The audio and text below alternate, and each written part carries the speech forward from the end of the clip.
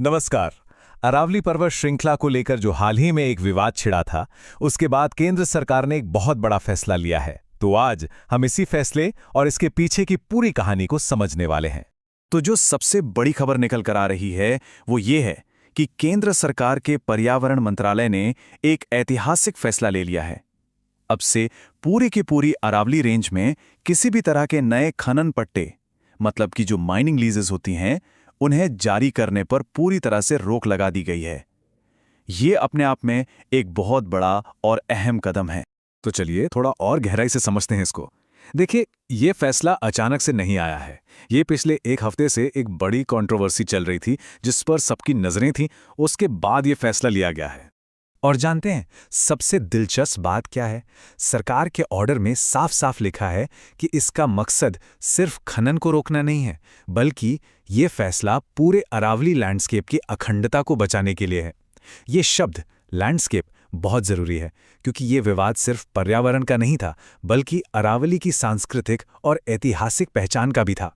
तो अब सवाल ये उठता है कि भाई ये पूरा विवाद आखिर शुरू ही क्यों हुआ था? इसे समझने के लिए हमें थोड़ा सा पीछे जाना होगा और देखना होगा कि वो कौन सी चिंगारी थी जिससे ये आग भड़की। देखिए, असल में सारा का सारा जो ये मामला है ना, वो एक खास परिभाषा, एक डेफिनेशन को लेकर शुरू हुआ था। एक ऐसी परिभाषा जिसने कई राज्यों में चिंता और विरोध की एक लहर सी पैदा कर दी। तो आखिर वो क्या थी?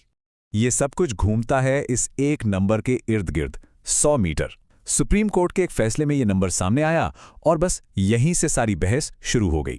हुआ ये कि सुप्रीम कोर्ट ने यह तय कर दिया कि भाई अब से पहाड़ी उसी स्ट्रक्चर को माना जाएगा जिसकी ऊंचाई 100 मीटर या उससे ज्यादा हो। अब जैसे ये परिभाषा सामने आई, एक डर पैदा हो गया। कह रहे तो फिर उन पहाड़ियों का क्या जो 100 मीटर से कम ऊंची हैं? और इसी डर को आप कह सकते हैं और हवा दी राजस्थान के मुख्यमंत्री अशोक गहलोत के इस बयान ने।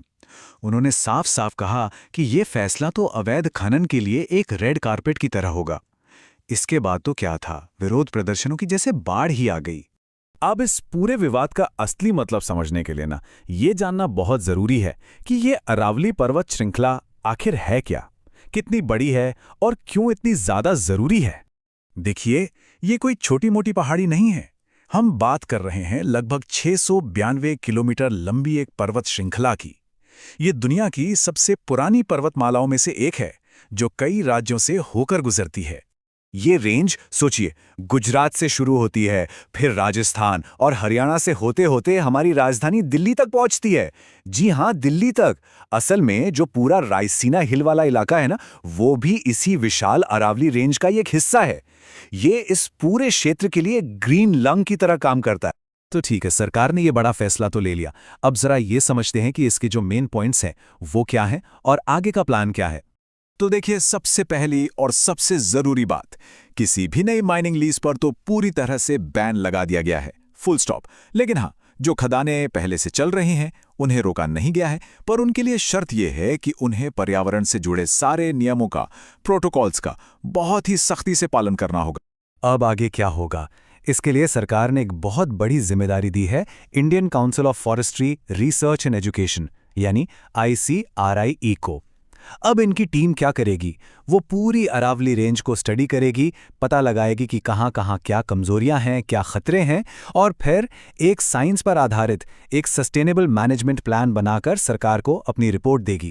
तो आखिर में इस पूरे मामले का, सरकार के इस नए फैसले का मतलब क्या निकलता है?